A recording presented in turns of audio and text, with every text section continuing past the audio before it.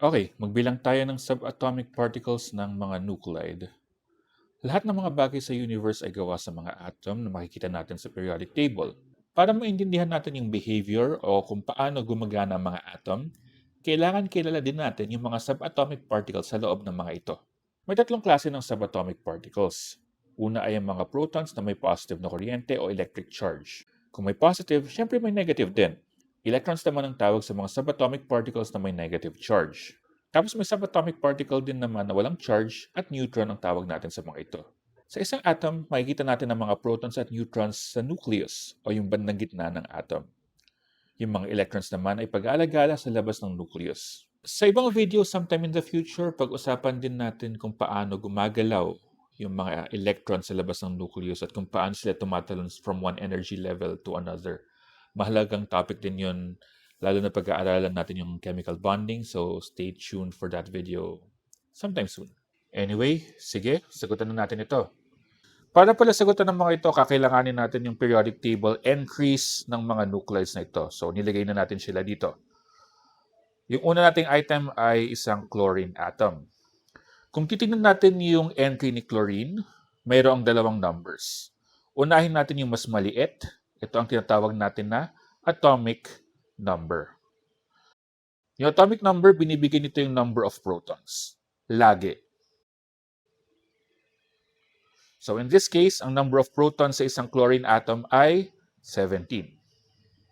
Yung nuclide natin ngayon ay isang atom, chlorine atom, meaning kapag atom siya, it is electrically neutral.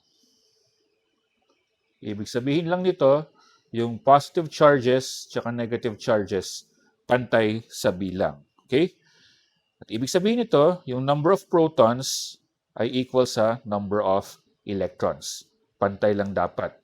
So kung may 17 protons tayo dito sa atom na ito, dapat 17 din ang kanyang electrons. Dahil nga, electrically neutral ang ating chemical species ngayon. Para makuha yung number of neutrons, kakailanganin natin yung mas malaking number na ito. Ito ang ating atomic weight or atomic mass. At binibigay nito ang number of protons plus number of neutrons. Para hindi masyadong komplikado, i-round off na natin yung 35.45 na to na 35 na lang, ano? Okay, so itong 35 na to equal siya sa number of protons natin na 17 plus isang number. Ano bang pwede natin i-add sa 17 para maging 35, ano? Using algebra or, basic mathematical common sense, we will see that this is actually 18. Diba? So, ang number of neutrons sa isang chlorine atom ay 18. Sunod naman ay ang selenide anion. Ang isang anion ay isang chemical species na may net negative charge. In this case, ang net charge ng ating nuclide na selenide anion ay 2-. Ibig sabihin nito, mayroong 2 more negative units than positive units. Mas marami ang negative charges nito kaysa sa positive charges. Ibig sabihin lang din ito, mas marami ng dalawa yung electrons kaysa sa protons. Para makuha yung number of protons, ganun lang din. Lagi naman siyang ang atomic number. So, ang atomic number ng selenide anion ay yung 34. Hindi na magbabago iyon. Para makuha yung number of electrons, dito tayo mag-a-adjust with respect doon sa charge. Dahil nga mas marami yung negative charge units, kailangan nating dagdagan ng dalawa yung electrons natin. So, yung number of electrons ay 34 mula sa neutral state niya, plus 2, which is 36.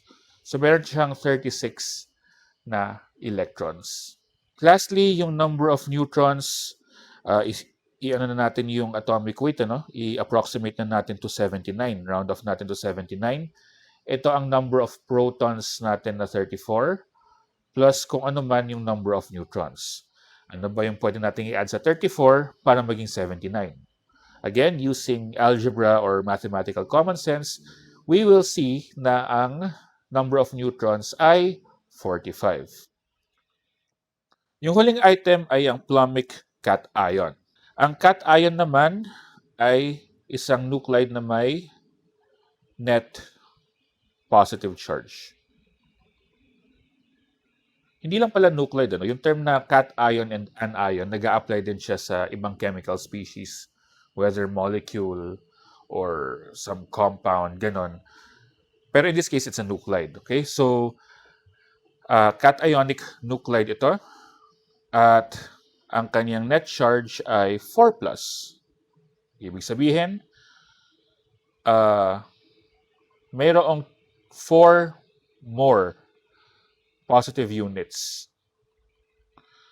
than negative units. Mas marami ang positive charges kaysa negative charges dito.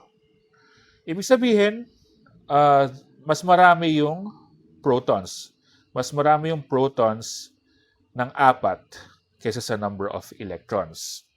Pero unlike kanina sa selenide, hindi natin pwedeng dagdagan yung number of protons. Kasi kapag dinagdagan natin yung number of protons, mag-iiba na siya ng identity. Ibang nuclide na siya. Okay? Hindi na siya lead.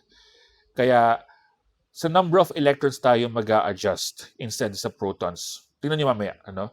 Ganun pa rin tayo magsasolve ng number of protons. Kung ano yung atomic number natin, yun pa rin ang number of protons. 82 siya dito. Ngayon, dito tayo sa number of electrons mag-a-adjust para masatisfy natin yung condition sa charge. Kailangan mas marami yung protons ng 4. So, ibig sabihin, yung number of electrons natin dapat 82 na protons minus 4. Dapat kasi mas konti yung electrons. So, ito ay 78. So, meron tayong 78 na electrons dito ngayon. Sa neutrons, ganun pa rin. I-round off natin yung 207.2 na to as 207 na. Ito ay ang number of protons plus neutrons. Yung protons natin ay 82 plus blank, dapat maging 207. And again, using mathematical common sense or algebra, we will see na ang number of neutrons ay 125. Kung marami pa kayong iti-take na chem classes in the future, kailangan maintindihan nyo ng mabuti ang topic na ito. Later on, makikilala niyo yung mga compounds o yung pinagsanib-sanib ng mga atoms para magkabuo ng isang ibang pure substance. Matututuhan niyo later on na yung pagsasanib ng mga atoms ay nakadepende sa behavior ng mga electrons o yung bilang ng mga electrons ng mga atom na ito. Kaya para mas maintindihan natin yung pagbuo ng mga compounds, kailangan marunong tayo magbilang ng mga electrons at iba pang subatomic particles. Maraming mga chemical reactions or mga chemical processes ang driven ng interaction ng mga positive and negative charges, yung mga nucleophilic portions, yung mga electrophilic portions, lalo na sa organic chemistry at biochemistry. Kaya para mas maintindihan natin yung mga biochemical processes and yung mga organic reactions, kailangan alam natin yung behavior ng mga protons, electrons, or ng mga charges in general sa mga reactive chemical species na pinag-aaralan natin. Isa pa palang application nito ay ang mga nuclear reactions. Yung mga atoms kasi minsan nag-undergo sila ng nuclear fusion, nuclear fission, alpha decay, beta decay, at iba pang reaction involving the nucleus. Yung tendency nila to undergo some of these reactions ay nakadepende sa number of protons and neutrons nila. Kaya para mas maintindihan natin ang mga nuclear reactions, dapat marunong tayo magbilang ng mga protons at neutrons. Kung gusto niyong aralin itong topic with me or iba pang topic sa chem, physics, or math, message lang ako dito or send me an email here. Did that make sense?